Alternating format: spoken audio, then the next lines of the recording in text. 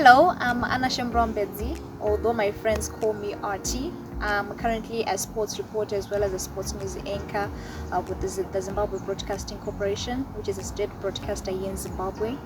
I'm an award-winning child journalist back in 2013 and 2015 by the UNICEF and the Zimbabwe Union of Journalists. I'm also a former model. I was crowned the first princess of Miss Albinism in 2019 to 2020. Well, I'm someone who is sociable, I'm friendly, I just like to have fun always with people, especially with people who are very innovative and who are just go-getters. I'm also into disability advocacy as well as in the albinism community, just to ensure that young persons with disabilities, they have got self-esteem, self-advocacy and self-confidence. Well, I grew up in Hatfield. I went to Queenstown Primary School. Although my childhood wasn't very friendly, it was very difficult and complex, like growing up with albinism. A lot of people in my community, they didn't embrace albinism in the community. They had different and forced assets towards persons with disabilities. I faced stigma and discrimination that I had to change a lot of schools back in primary school. But life was likely to change in secondary school as I met a lot of friends who wanted to learn more about albinism. Like they wanted to understand about this condition, since a lot of people, they grew up hearing funny thoughts about albinism, to say albinism is contagious, it's a disease, it's a curse from the gods. Maybe the parents wanted to do something with you, hence you are the outcome of it. But I came to learn more about albinism, and I became a voice in the albinism community, just to educate people about albinism, to just say albinism is just a condition, just a lack of skin pigmentation called melanin. So it's not even contagious, it's not even a curse from the gods, it's just a condition itself. My name is Gwen Mushonga. I'm the founder of Albinism Initiative, an organization that looks out for persons with albinism here in Zimbabwe. Our vision is to empower people with albinism so that they can stand up for themselves, fight for their rights, and at the same time empower the community so that they get to know more about albinism. People with albinism, as you can see, have low eyesight problems. They are born with fair skin, fair hair, which is a result of a genetic condition which both parents carry, which is called albinism. Hence, you see in Africa, it's mostly populated by black people, but you can find black people giving birth to white children. That is what is called albinism. Besides the fact that our community does not know much about our condition, the sun is also our biggest enemy. Since I said it's a genetic condition where we are born without pigment, it means that if my skin is overexposed to the sun, it tends to get cancerous wounds, or it gets wounds, and in the end, people with albinism, they succumb to different types of skin cancer. And that's our biggest enemy, which is caused by the ever-changing globe. There is global warming. There are lots of things going on with our climate. There's climate change, and it is affecting us as persons with albinism. And also the most affected are women, coming from a society where women are just looked down upon in general. Having this condition means we face double stigma, and there are a lot of challenges, when it comes to employment. Sometimes the employers do not want to employ us, and only the jobs that are left to us to pick from the overexposures to the sun. Sometimes we can get a job to go and plow into someone's garden, and with my condition, it's not suitable for me to do that. So those are some of the challenges we are facing as women with albinism, that we do not have a lot of employment opportunities to pick from.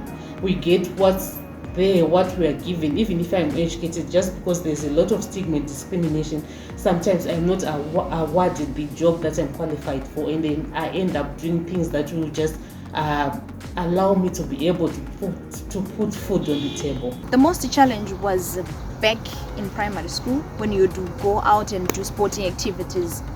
At that time, that's when you are more exposed to sunlight. And I had a teacher whom I I told my condition that I can just go out in the sun and run and do activities during a hot sunny day. So she actually didn't understand my condition. Like she didn't even know more about albinism. I just took it as if it was just a lack of knowledge, like she didn't know about albinism. But I still remember her words like usuda kungoitwa ma sports.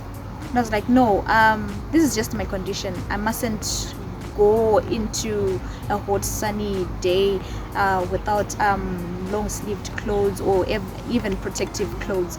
But she didn't even took it serious. She thought maybe I didn't want to participate in sporting activities. But lucky enough, I had other teachers who came along and who understood that I mustn't participate whenever there is whenever it is hot. So that's when I had to participate in indoor games like tennis. Usually it was an indoor game back in school. But also at work, like I'm a sports reporter, like I've just referred something that is within my field. I would go out like in the field, maybe cover football, cover cricket. These are just the sporting codes which are done, the activities are done within outside a premise. And since talking from experience, I would just go out wearing protective clothes. But once I'm exposed to sunlight, you'd find out that my skin would just turn into red. And I have very loving employers that would just say, why didn't you tell us that you can't go out? Why are you exposing yourself? You have to protect yourself first. We have to look at your well-being before we even talk about your work. So sometimes they would actually provide a car, like once the games are being played, or just stay in the car, or maybe they'll find a shade, like they'll just provide a space where I'll just go in the shade and watch the games from there. So we're talking from experience at work. It's not very difficult, it's not complex. Like you wouldn't even feel like you are outside in the field, like you are doing activities. Once you have albinism in a hot sunny day, or maybe you are more exposed to sunlight, they are very, very considerate when it comes to that, like protecting my skin. So yeah, I have understanding employers. Life Albinism Initiative was founded in 2015. The reason why why I hid for the calling to start this organization was I wanted persons with albinism, to go out there. There's a lot of stigma within our society, and we tend to be passive, we tend to be shut down, we are marginalized, and there are no opportunities out there given opportunities for persons with albinism or any other disability.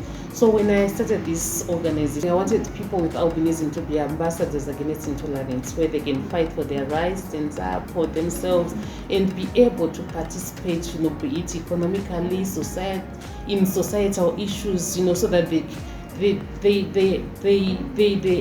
live as independent human beings, and they can also fully contribute back to their societies, to their communities, just as any other human being. And also the other thing was for us to educate our society on what albinism is. There's a lack of knowledge on what albinism is. Hence people tend to believe, the myths, the false beliefs, superstitious beliefs. There are a lot of things said when it comes to albinism. Most of them are not true, that people with albinism are a curse. Maybe my parents did something to upset the gods, and I'm a result of my birth is maybe as a punishment to my parents after they've upset the gods. And yeah, there are a lot of false beliefs when it comes to albinism, and we're trying to clear that, to demystify that, and to educate people on what albinism is all about. The change of temperatures, especially to hot temperatures, it really affects us as persons with albinism. Like we have a sensitive skin, and if we get excessive sunlight, and if we get exposed to sun's direct radiation, it might end up you end up having chronic diseases, which ultimately leads to skin cancer. So persons with disabilities, they have to go out before, like when they are just going out during the hot sunny days, they have to cover their skin with long sleeved clothes, have an umbrella, as well as sunglasses and sun hats, which is very essential to their well-being.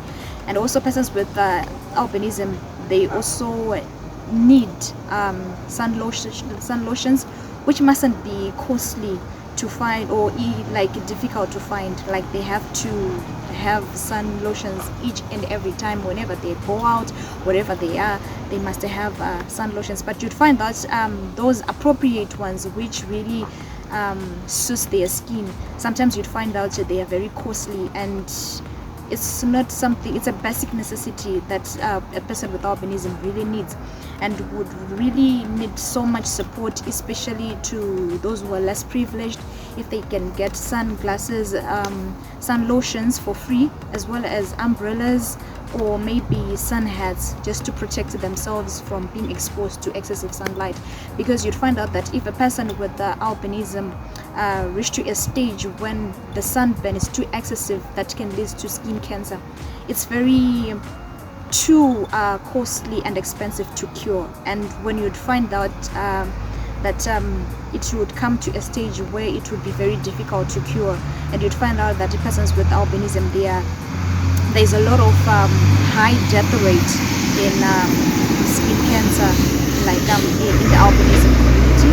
So you'd would really want the government interference to just to come and help the albinism community in providing these basic necessities, and also having medical checkups for persons with albinism just for free, because it's very costly, especially to those who are in remote areas. They are very exposed to sunlight, because you'd find out that they would want to go and fetch water, which is very far away from where they stay, and hence they get exposed to excessive sunlight and sun's direct radiation. And you'd find out that maybe those who are still going to school, they walk long distances to go to school, and they really need these basic necessities of sun lotions, sunglasses, sun hats. So we really want the government interference to actually support and donate these basic necessities for persons with albinism.